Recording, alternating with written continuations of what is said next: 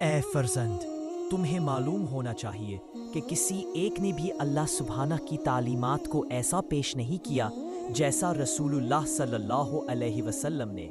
لہٰذا ان کو بطیب خاطر اپنا پیشوا اور نجات کا رہبر مانو۔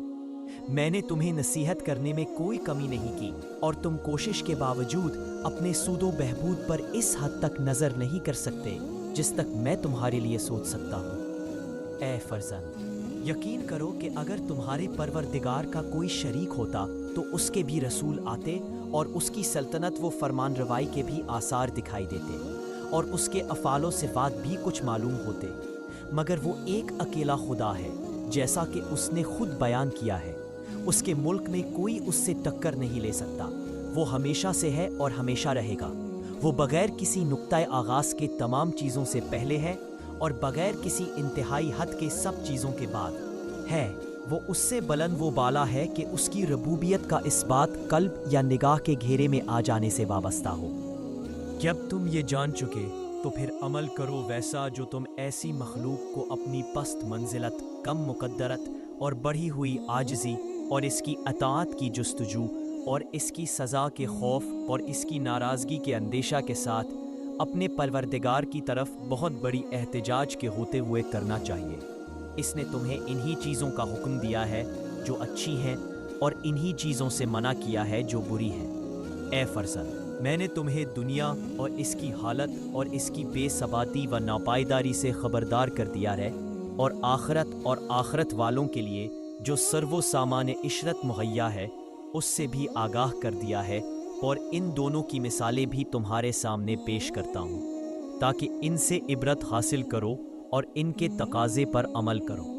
جن لوگوں نے دنیا کو خوب سمجھ لیا ہے ان کی مثال ان مسافروں کی سی ہے جن کا قحط زدہ منزل سے دل اچاٹ ہوا اور انہوں نے ایک سرسبز و شاداب مقام اور ایک تر و تازہ و پربہار جگہ کا رخ کیا، تو انہوں نے راستے کی دشواریوں کو جھیلا، دوستوں کی جدائی برداشت کی، سفر کی صعوبتیں گوارا کی اور کھانے کی بدمزگیوں پر صبر کیا، تاکہ اپنی منزل کی پہنائی اور دائمی قرارگاہ تک پہنچ جائیں۔ اس مقصد کی دھن میں انہیں ان سب چیزوں سے کوئی تکلیف محسوس نہیں ہوتی، اور جتنا بھی خرچ ہو جائے اس میں نقصان معلوم نہیں ہوتا۔ انہیں اب سب سے زیادہ وہی چیز مرغوب ہے جو انہیں منزل کے قریب اور مقصد سے نزدیک کر دے، اور اس کے برخلاف ان لوگوں کی مثال جنہوں نے دنیا سے فریب کھایا ان لوگوں کی سی ہے جو ایک شاداب سبزہ زار میں ہو اور وہاں سے وہ دل برداشتہ ہو جائیں اور اس جگہ کا رخ کر لیں جو خشک سالیوں سے تباہ ہو۔ ان کے نزدیک سخت ترین حادثہ یہ ہوگا کہ وہ موجودہ حالت کو چھوڑ کر ادھر جائیں کہ جہاں انہیں اچانک پہنچنا ہے اور بہر صورت وہاں جانا ہے۔ اے فرزند، اپنے اور دوسرے کے درمیان ہر معاملہ میں اپنی ذات کو میزان قرار دو۔ جو اپنے لیے پسند کرتے ہو وہی دوسروں کے لیے پسند کرو، اور جو اپنے لیے نہیں چاہتے اسے دوسروں کے لیے بھی نہ چاہو۔ جس طرح یہ چاہتے ہو کہ تم پر زیادتی نہ ہو، یوں نہیں دوسروں پر بھی زیادتی نہ کرو، اور جس طرح یہ چاہتے ہو کہ تمہارے ساتھ حسن سلوک ہو، یوں نہیں دوسروں کے ساتھ بھی حسن سلوک سے پیش آؤ۔ دوسروں کی جس چیز کو برا سمجھتے ہو اسے اپنے میں بھی ہو تو برا سمجھو، اور لوگوں کے ساتھ جو تمہارا رویہ ہو اسی رویے کو اپنے لیے بھی درست سمجھو۔ جو بات نہیں جانتے اس کے بارے میں زبان نہ ہلاؤ، اگرچہ تمہاری معلومات کم ہو۔ دوسروں کے لیے وہ بات نہ کہو جو اپنے لیے سننا گوارا نہیں کرتے۔ یاد رکھو کہ خود پسندی صحیح طریقہ کار کے خلاف اور عقل کی تباہی کا سبب ہے۔ روزی کمانے میں دوڑ دھوپ کرو اور دوسروں کے خزانچی نہ بنو، اور اگر سیدھی راہ پر چلنے کی توفیق تمہارے شامل حال ہو جائے تو انتہائی درجہ تک بس اپنے پروردگار کے سامنے تذلل اختیار کرو۔ دیکھو، تمہارے سامنے ایک دشوار گزار اور دور دراز راستہ ہے جس کے لیے بہترین ذات کی تلاش اور بقدر کفایت توشہ کی فراہمی، اس کے علاوہ سبکباری ضروری ہے۔ لہٰذا اپنی طاقت سے زیادہ اپنی پیٹھ پہ بوجھ نہ لادو کہ اس کا بار تمہارے لیے وبال جان بن جائے گا۔ اور جب ایسے فاقہ کش لوگ مل جائے کہ جو تمہارا توشہ اٹھا کر میدان حشر میں پہنچا دیں اور کل کو جب کہ تمہیں اس کی ضرورت پڑے گی تمہارے حوالے کر دیں، تو اسے غنیمت جانو اور جتنا ہو سکے اس کی پشت پر رکھ دو، کیونکہ ہو سکتا ہے کہ پھر تم ایسے شخص کو ڈھونڈو اور نہ پاؤ، اور جو تمہاری دولت مندی کی حالت میں تم سے قرض مانگ رہا ہے اس وعدہ پر کہ تمہاری تنگ دستی کے وقت ادا کر دے گا، تو اسے غنیمت جانو۔ یاد رکھو، تمہارے سامنے ایک دشوار گزار گھاٹی ہے جس میں ہلکا پھلکا آدمی گراں بار آدمی سے کہیں اچھی حالت میں ہوگا، اور سست رفتار تیز قدم دوڑنے والے کی بہنسبت بری حالت میں ہوگا، اور اس راہ میں لا محالہ تمہاری منزلت جنت ہوگی یا دوزخ۔ لہٰذا اترنے سے پہلے جگہ منتخب کر لو، اور پڑاؤ ڈالنے سے پہلے اس جگہ کو ٹھیک ٹھاک کر لو،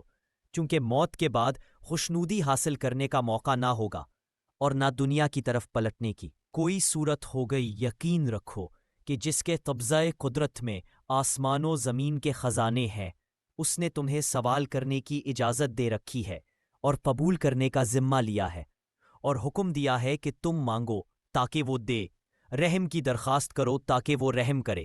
اس نے اپنے اور تمہارے درمیان دربان کھڑے نہیں کیے جو تمہیں روکتے ہوں، نہ تمہیں اس پر مجبور کیا ہے کہ تم کسی کو اس کے یہاں سفارش کے لیے لاؤ تب ہی کام ہو، اور تم نے گناہ کیے ہوں تو اس نے تمہارے لیے توبہ کی گنجائش ختم نہیں کی ہے، نہ سزا دینے میں جلدی کی ہے،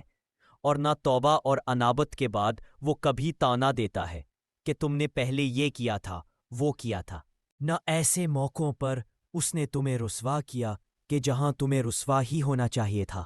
اور نہ اس نے توبہ کے قبول کرنے میں کڑی شرطیں لگا کر تمہارے ساتھ سخت گیری کی ہے، نہ گناہ کے بارے میں تم سے سختی کے ساتھ جرح کرتا ہے اور نہ اپنی رحمت سے مایوس کرتا ہے، بلکہ اس نے گناہ سے کنارہ کشی کو بھی ایک نیکی قرار دیا ہے، اور برائی ایک ہو تو اسے ایک برائی، اور نیکی ایک ہو تو اسے 10 نیکیوں کے برابر ٹھہرایا ہے۔ اس نے توبہ کا دروازہ کھول رکھا ہے، جب بھی اسے پکارو وہ تمہاری سنتا ہے، اور جب بھی راز و نیاز کرتے ہوئے اس سے کچھ کہو وہ جان لیتا ہے۔ تم اسی سے مرادیں مانگتے ہو اور اسی کے سامنے دل کے بھید کھولتے ہو، اسی سے اپنے دکھ درد کا رونا روتے ہو اور مصیبتوں سے نکالنے کی التجا کرتے ہو، اور اپنے کاموں میں مدد مانگتے ہو، اور اس کی رحمت کے خزانوں سے وہ چیزیں طلب کرتے ہو جن کے دینے پر تم دیتے ہو، اور کوئی قدرت نہیں رکھتا جیسے عمروں میں درازی، جسمانی صحت و توانائی اور رزق میں وسعت۔